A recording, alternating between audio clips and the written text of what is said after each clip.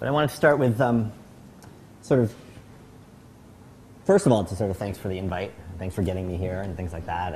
And to say that I've really had an amazing 2 weeks here. And it's been really, really fun. And one of the striking things about this place, at least for me, is the really wonderful atmosphere that's here in the department and around. And I think that's,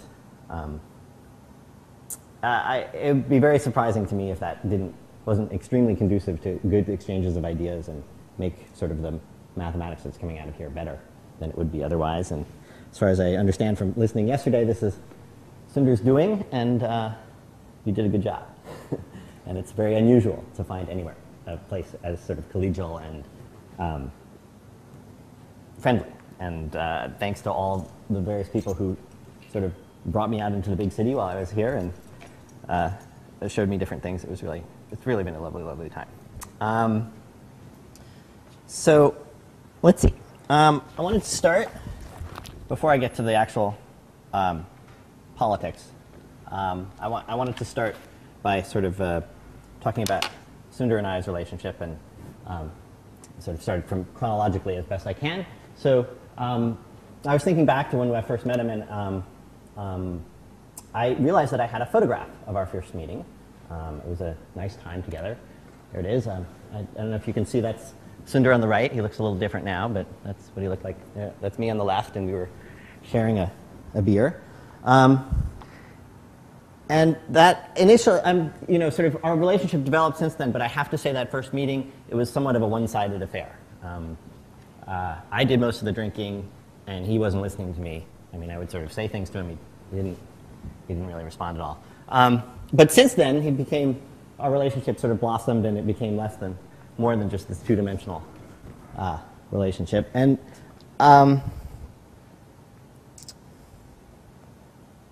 so here's the thing about mathematics, at least for me, which is that there are nice ideas and there are nice expositions, but every once in a while you come across something that somehow touches something that's further inside you. And I don't quite know what it is, but it's somehow the combination of those things makes you, I don't know, it's evocative of emotions. And I haven't run into it all that often, but I have run into it with Sunder's stuff, which I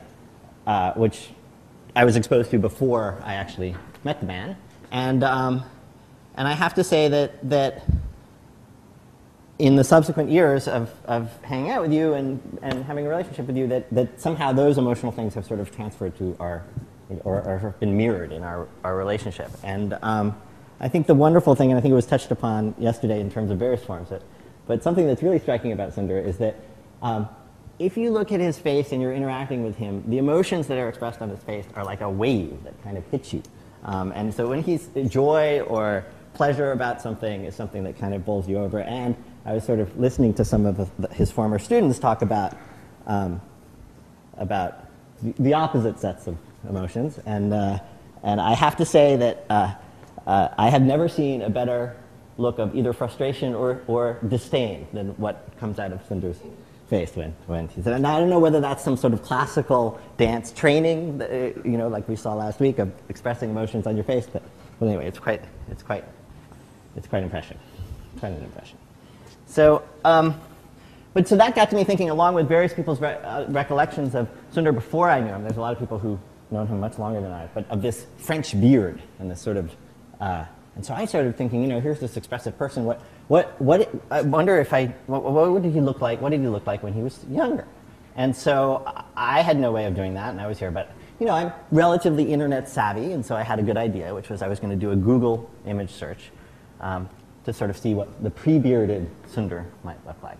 So I did a Google image search, VS Sunder, and I came up with a very surprising result, which is I'm surprised that none of the people who claim to have known him since he was a child sort of really said anything about this version of V.S. Sunder, which appears as the picture.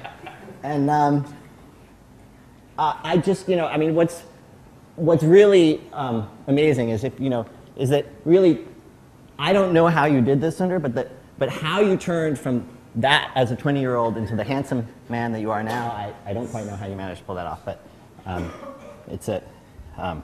everybody has benefited from that transformation. And in addition to, I was sort of very impressed with all these people who knew Sunder for much longer than I, but I felt like I really need to say that I have some claim that most people here don't have, which is I spent a year living with Sunder, which I don't think everybody else can say that for sure. And I put living with quotes because it needs a little backstory. This is a picture of my younger daughter, Simone. And this was about the age that I was living with Sunder. And so this is kind of pretty good. It's a picture about water that's about 65 degrees Fahrenheit, so not warm. And on a day that's maybe 65, 70 degrees. And this is what she'll do. She doesn't say much, but she'll just kind of go after things in this way. And so this is about this time. I was at home and I was doing dishes, and so I was doing the dishes over here and she was over there, and I asked her whether she was hungry. She was sitting on the floor, I think.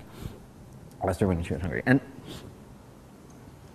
what came out of her mouth, I'm not sure if I can really reproduce it, but it was a rather shocking thing that came out of her mouth. She said, so I said, "Are you hungry?" And she wasn't speaking very much, and she went, let's see if I can get it right. It's something like this.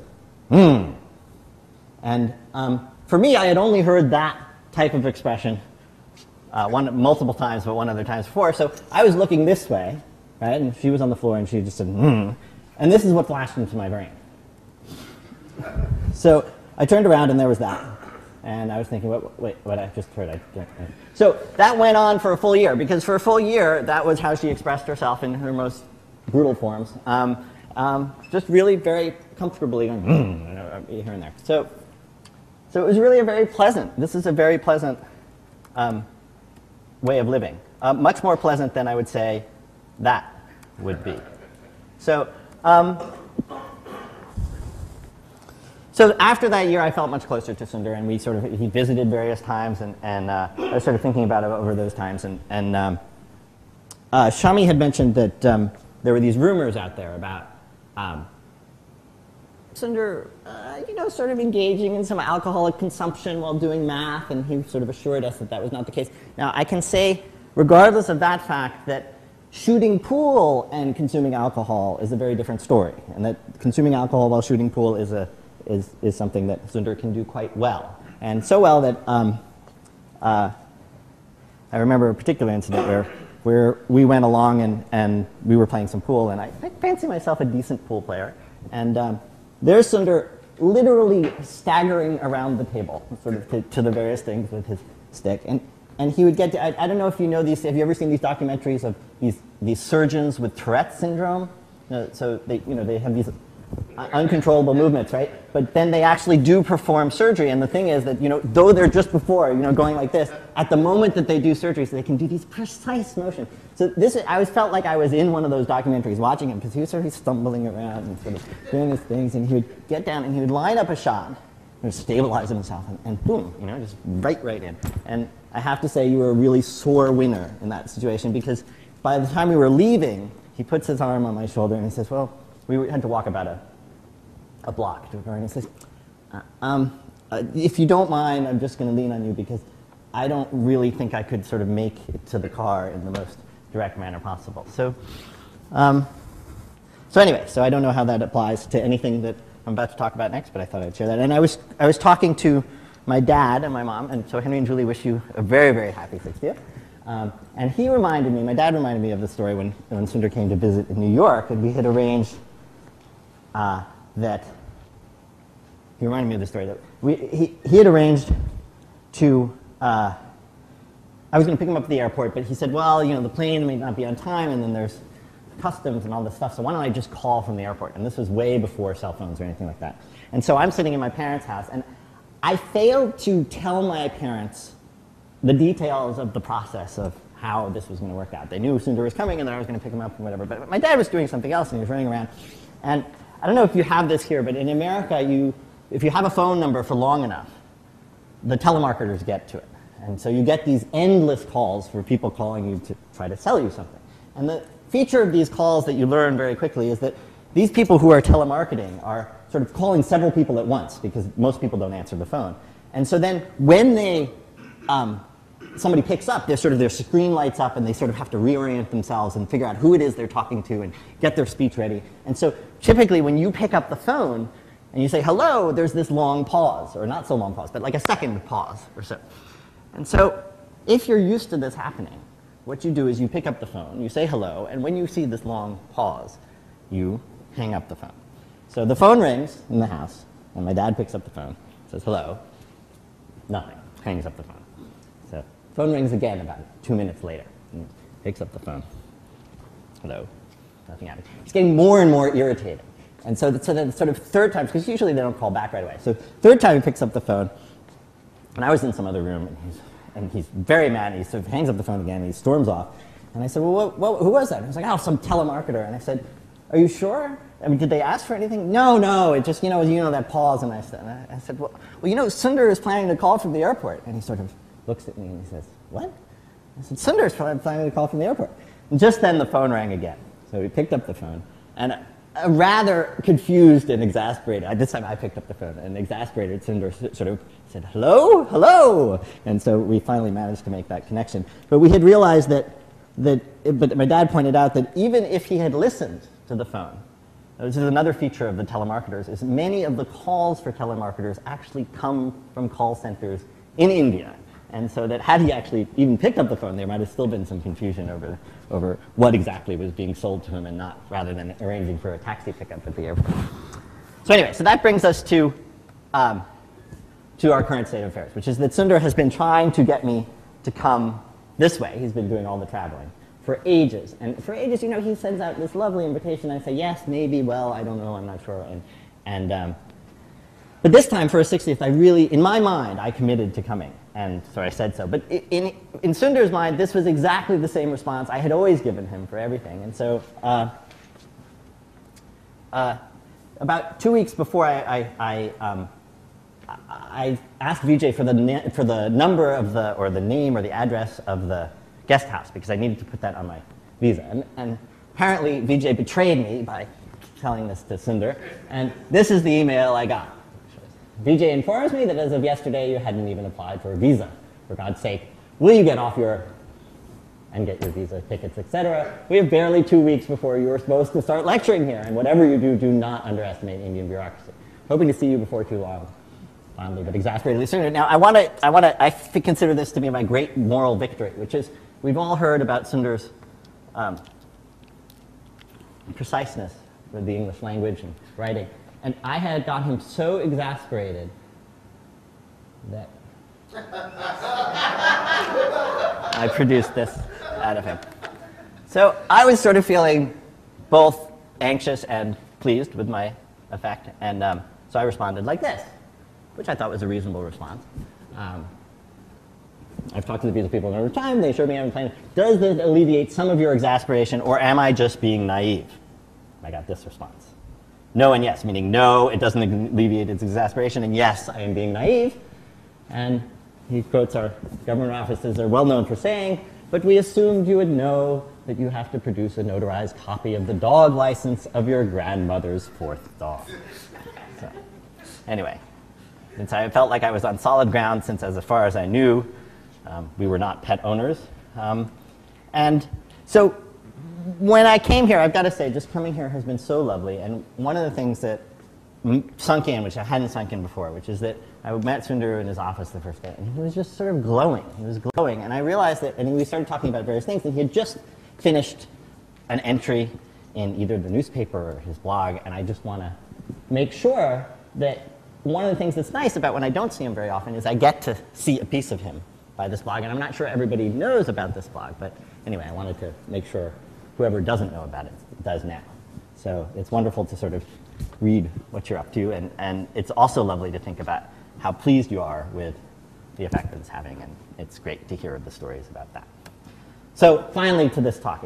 I figured I could maybe talk for 40 minutes without actually saying anything, but that's not actually true. So it sort of occurred to me in the middle of preparing my talk that this is Sunder's 60th birthday. This is not anybody else's birthday. It's Sunder's 60th birthday. Why in the world on your 60th birthday would you want to hear about a result that you already know? So I asked him that particular fact. I mean, some people would, right? There's some people who want to bathe in the glory of all their past things. But as far as I know, this is not this person. And so I asked him, well, would you like to hear something you already know, or should I tell you something that you don't know or might not know? And he said, yes, tell me something that I might not know. And so I said, even if it involves redistricting in politics? And he said, no, that sounds fine. And I recalled that, in fact, he has some interest in politics, at least in passing, because on November 5th, 2008, which was the day after the day after the US presidential election, he sent me this very short note. I hadn't heard from him in quite a long time, but the following. So he certainly has some interest in politics, and so that's where we're starting. So finally, we will get going with the actual talk.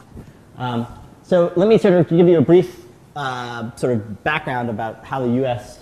or the piece of the U.S. politics that you need to know, which is this is the map of the United States. The United States are divided into, as the name suggests, states. Let's see. So that's California over here. That's where I live now. I grew up over here, or the 27 in New York, but just on that little tip over there somewhere. All these states, the U.S. Congress, the body of thing that passes laws, has two pieces. They have a Senate and a House. And the Senate has 2 representatives from each state, but the House has representatives proportional to the population. So, for instance, California, which is a very populous state, has 53 representatives as opposed to, let's say, Oregon, which has 5. And they do this by population. They take the census every 10 years. They divide it up into their fixed number of seats, 430 something, and they divide it up. But with the additional condition that even if you have less population than what you would amount to 1 seat, you automatically get 1 seat. So all these, you think of all these places as being very, very rural places with not very much density. And anyway, here's the thing. How you get representatives, these 53 representatives, is not based on a statewide election. Each of these 53 representatives, for instance, have won small elections out of little pieces of the state. So the state is carved off into little pieces called districts, and then in each district, people run as the representative. They have to live in the district to run, and they run as a district member. So as you can imagine, there is some issue around how to draw these lines for these districts, because depending on how you draw might affect the balance of power within a district. And so that's the question we're going to talk about. How does drawing these lines, which is called redistricting, affect things? And you might think, well, these lines have been existed for ages and ages and ages, and so there's no question nobody ever redraws them. But in fact, every 10 years they do a new census, and sometimes, you know, the population shifts from one place to another, and so this, you know, California may have only 52 representatives the next time around, and somebody else has something. So that means these 53 regions have to be redrawn into 52 regions, and this happens all over the place. So every 10 years, and also within the regions, they try to break it up into reasonably the same size population. So based on that, they have to shift lines every 10 years. And so that's the process of redistricting, and you can imagine that some strange things end up happening because politicians get involved in drawing these maps. So here is a map of, I think this is Nevada. And these are the districts within Nevada. And take a look at District 2. Right? So the people who elect District 2 include these people, but nobody outside here, just this narrow strip, and then these people and these people. Right?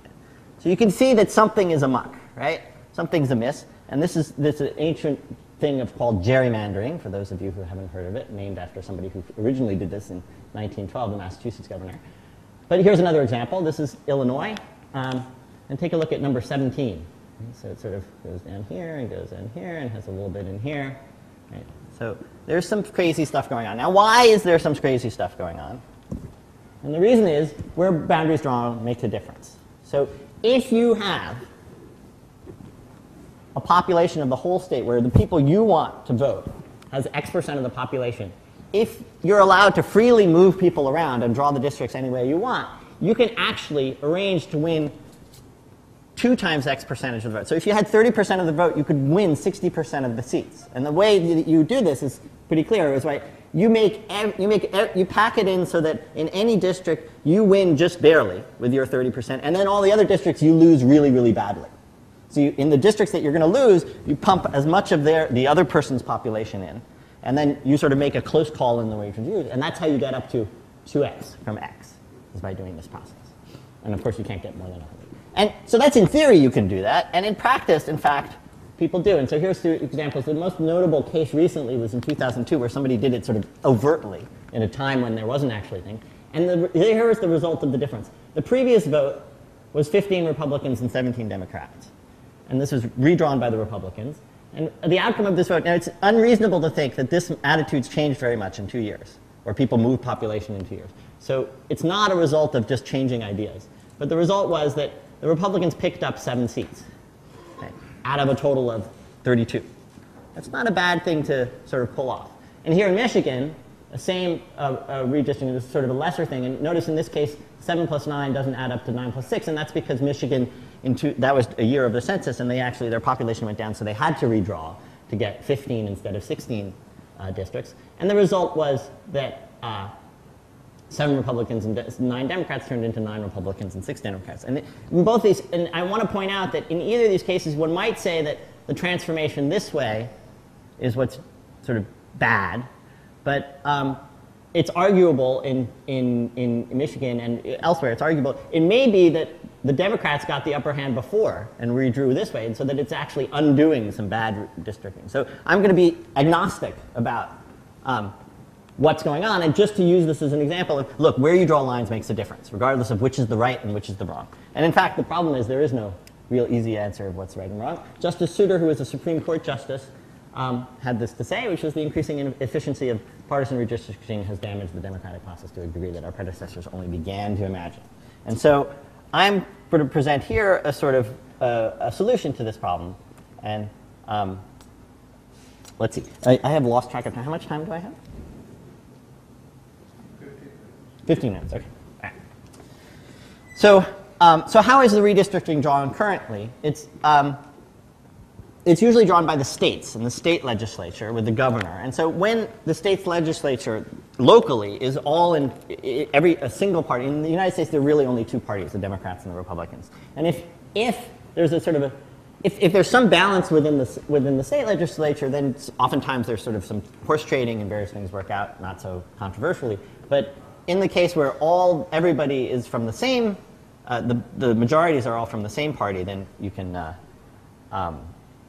get some pretty good shenanigans going on. And I should say that there are some judicial and legislative constraints about how districts are drawn. They're supposed to be about the same size or exactly the same size. There's some notion of contiguous, right, that you can't actually just plop 2 people without connecting. That's why there are these connecting lines in that picture before. There are these sort of narrow connecting lines. But it's not very well put. I mean, there aren't very well. The attempt is to make the blocks, or the theory is around making voting blocks that sort of have common interests. So you would sort of put people in a region that have common interests so that one representative could sort of represent the region reasonably well. Okay, so now let me tell you something about fair division, which is what we're the area of mathematics that we're going to sort of borrow from. So here's the basic question in fair division. Here's a cake. To me, it doesn't look particularly appetizing, but anyway. Picture trying to divide this cake among people where what they like is different. So maybe I like the purple stuff. It's really, really great. Where somebody else likes the frosting. It's really, really great. Now, I could cut it in such a way so that every piece looks exactly the same, right? And then no 2 people would be unhappy. They all got each a little piece. But the idea is that actually there's room for something better, right? If I don't like frosting but like the middle part, and you like frosting but don't like the middle part, if we knew that, we could get really, really happy by me giving you all the frosting and taking all the rest. Right? This is the idea that we don't have the same preferences. And in fair division deals exactly with this question, how to divide up resources where you have a different measure of preferences, and how to get to solutions that you're both happy with. And one possible idea of solution that you're both happy with is envy-free. And envy-free means that you look at everybody else's piece and you say, I got the best one, or at least I got at least as good as the best one. Right? And it turns out remarkably enough that this is possible, that with a bunch of people and a different set of preferences with very low assumptions on those preferences, it is possible to divide up things in such a way that everybody is happy in this notion of envy-free. So there's this notion, I'll just sort of say that there's this notion of I want to stress multilateral evaluation, which just means two different people might have different views about what's good and what's bad. And, okay, so let's get back to redistricting. So the first thing you do is imagine you're the independent judge or somebody who's going to try to carve up the districts and be fair, right? Not be partisan, but be fair. What being fair means is not so easy to define, right? So here's why. Right? A reasonable first thought is say, oh, okay, so the Republicans, let's say, have a 45% vote in the state, and the Democrats have a 55%. So let's try to make it so that a reasonable and fair thing would be that 45% of the districts are won by Republicans and 55% are won by Democrats. So that by the time you represent in the House, the percentage of each party is the same as the voting percentage. But the point is that that actually isn't possible, okay, necessarily, based on geometric constraints. So imagine a very closely divided state, 52-48, where people are homogeneously mixed. So imagine that it's just like a checkerboard of people, or sort of static of people, so that I live next to people who are very ideologically opposite from me and stuff. Then any small region that you pick, what's the population going to look like? It's going to reflect exactly the same thing, right? Every small region you take will be about 52-48. And there's no way, and so that would mean the 52 would win every district, right? It would win 100% of the things. And there's no way to force them not to if the population is mixed up this way and if I'm supposed to group people contiguously, right? Because it's just sort of, so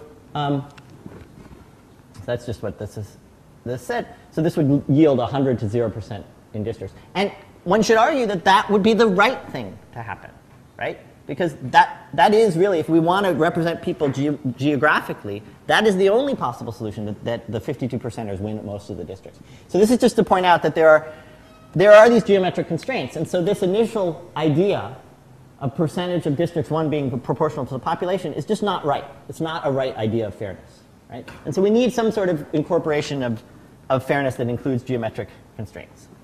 And so, okay, so we're going to embark upon that definition. So first of all, we need a little terminology. So first of all, a viable division will be you're going to take a state and you're going to divide it up. A viable division is any division that, yes, if you were an individual before the vote happened, your best guess as to how people will vote. Okay, and now let's sort of, I also want to put some definitions about how preferences, and I'm going to call a rating system R, a number indicating how desirable each viable division is. So I present you a map. Imagine you're a Republican Party member or representative who's making this decision. I present you a map of how things are divided up. You have some idea of how much you like this map, right? So that's going to be your rating system. And for each map, you'll have a rating system.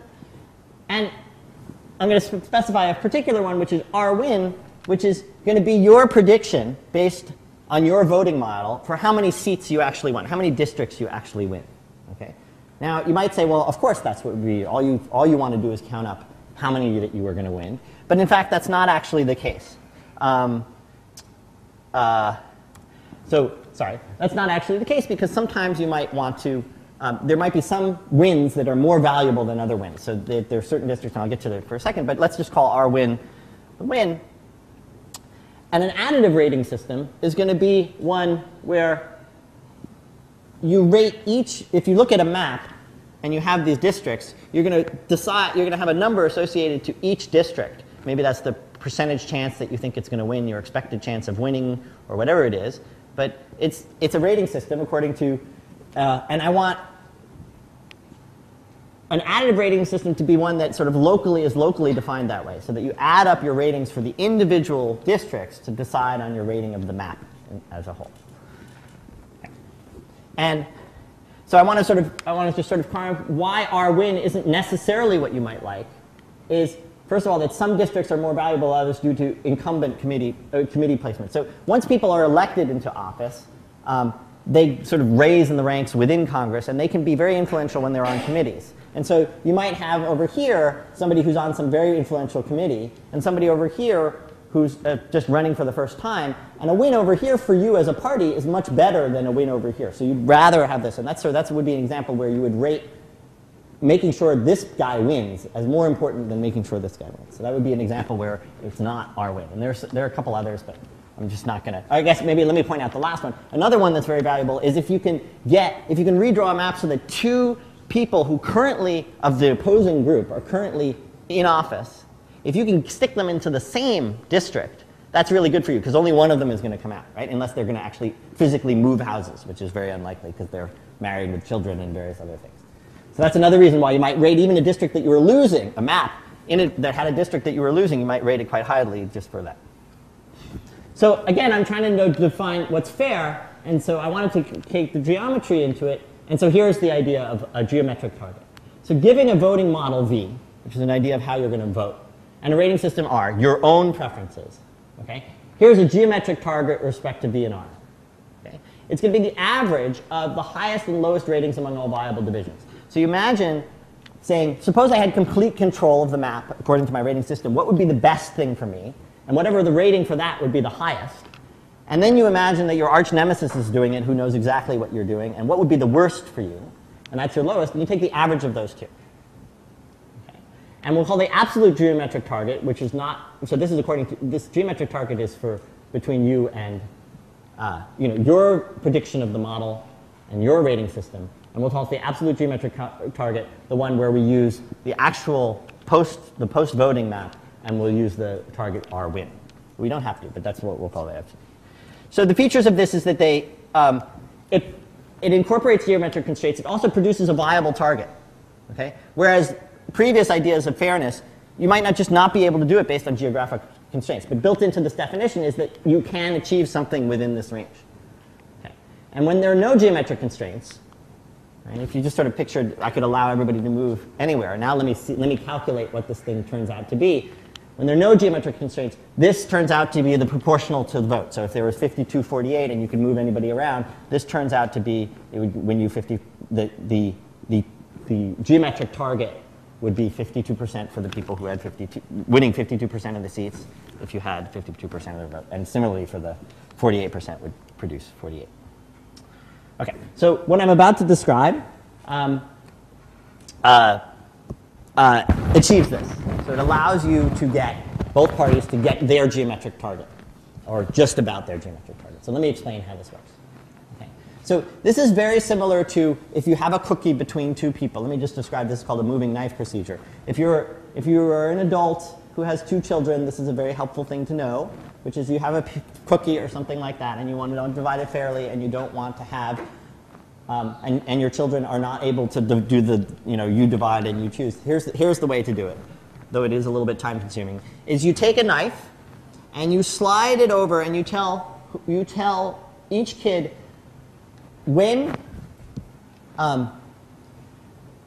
tell each kid that they should yell stop as soon as they like the piece that's getting bigger.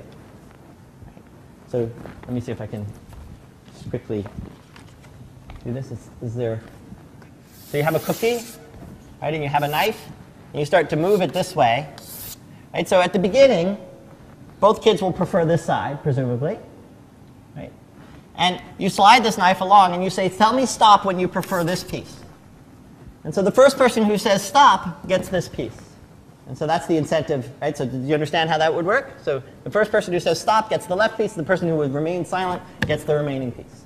And if you think about what that does is you'll say stop if you want. It's sort of a balanced thing that as soon as your value of both pieces are about the same is when you should say stop. Because if you wait any longer and the other person says stop, you end up losing out and getting less than 50% of what you value things to be. So this is the exact idea that we're going to go here, but it's a little bit subtler, which is you go to the two parties and you present a line, and you say, I give you the choice. Either you get to divide up this side, but your arch nemesis gets to divide up that side into districts, or the opposite. And you tell me, I've offered you up this line, you tell me which you would prefer.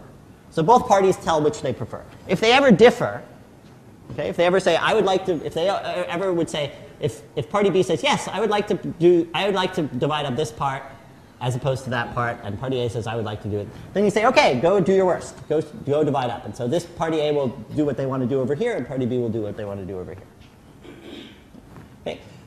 And so let's sort of think. So then, and suppose they both say, no, both people want to divide up this side, right? Like little children, right? So then you start to move the line over, and you do the same thing. It's an independent person who does the initial line, just like a parent.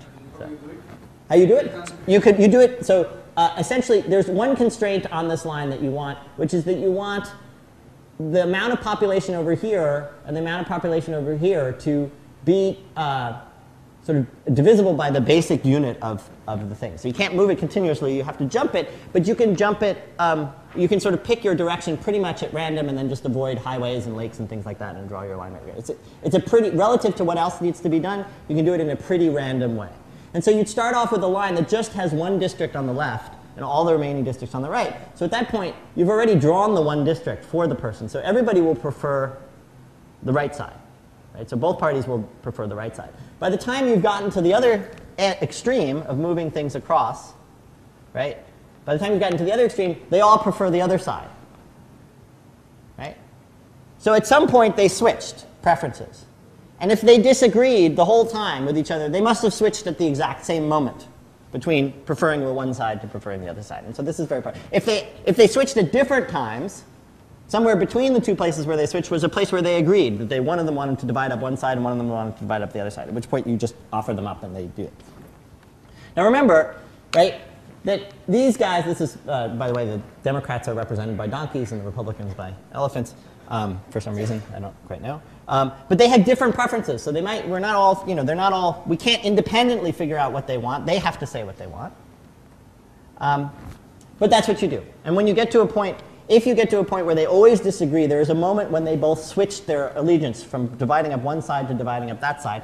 And that must be at a point, the idea is that must be at a point where their preferences are pretty weak, because you've only slid the line a little bit, and they've switched their allegiance from one side to the other.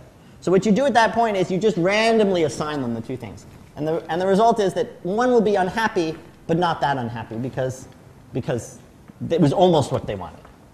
And so let me just sort of do it. Let me just give you an example. Here's an example, and I'll try to finish up very quickly just with this example. But here's an example of imagine a state, and there are these sort of smaller districts, they're smaller regions. And what I'm trying to do is divide this. So this is because this region is small. All these regions are supposed to represent the same number, a block of population that's the same size. So U, for instance, is more like there's like a city over here because the density is bigger. Here are the suburbs, and here's the country, right? And so the task is to divide it up into 5 groups of 5. Right? And let's assume that we know that this is how people are going to vote. So 47 of the one party A, 47% vote for party A here, 59% vote for party A here, et cetera, et cetera. And if you sort of do this calculation for this example, party A has a bare minimum majority. Right? So they have just a little bit of minimum majority. So let's see what happens with this thing. So first of all, let's analyze the targets. This is what they can expect to get. So here's what party A would do if it had complete control. Right? Here's an example. The bold lines represent, so this is a district, this is a district, this is a district, this is a district. And the gray ones represent ones they would win, and they would lose this one. So you notice that this is one, they've packed this one to be things where they're really poorly represented. Right? And so they've won 4 districts and lost 1, even though they only had 50%, 50.2% of the population. And here's the opposite extreme. Right? Here's somebody who packed all the city dwellers together into one thing, and where that party had the majority, so they've only won 1 district in here. So the calculation of the geometric target then says, if I'm just counting wins, the best I can do is 4, the worst I can do is 1, so my average is what I'm shooting for, which is 2.5. Right? And so now if we go through the protocol, here's the set of splits. We're going to offer them this cut, then this cut, then that cut, then that cut. And for the first cut, the 2 choices, this is analyzed from party A's perspective, the 2 choices would be 2 wins for party A and 3 losses, and if they were allowed to divide up this side, and if they were allowed to divide up that side, 4 wins and 1 loss.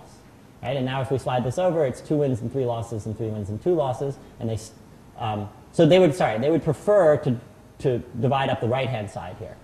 Right? And the second one, they still prefer to divide up the right-hand side. For the third one, now they start to prefer the left-hand side. Right? Because there it gets them 3 wins, whereas the other gets them 2, and it just gets worse from there. Right? So this is where the switch point happens. Right? over here, they preferred to divide it up the right side, whereas over here, they preferred to divide up the left side. So the algorithm would say, here are the 4 choices around the switch points. We'll assume the other person's really wanted the exact opposite. And so we flip a coin between these. And the point is that each of these divide you up at 3, 2. So one party gets 3, the other party gets 2, which is as close as you could get to this geometric target of 2.5 as you could, given that you can't win 2.5 distance. Okay? And so I guess I've run out of time, so I'll stop. But the real strength of this is that it has this, you might sort of somehow think that you're giving some party a false choice. If they have 80% of the vote, then they seem to be sharing the power equally with the other party in this process. Right? But actually that's not true, because just being able to draw the lines doesn't help you if you don't have the population. And in particular, it says that the choices that are being offered to you give you an opportunity to achieve something better than average. And the reason that is if I have this with the 2 choices where I get to divide up this and the other party gets to divide up that, or the other party gets to divide up this and I get to divide up that, think about the wins think about taking this map and taking this half of the map and putting it over here and put this half of the map over here. And what you've got here is your best possible map total, subject to this line. And what you've got here is some other map that's maybe your worst, or maybe not so bad.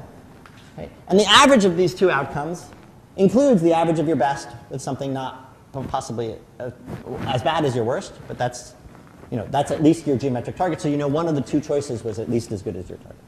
So let me stop there, because I don't want to take up our time. But that's the result.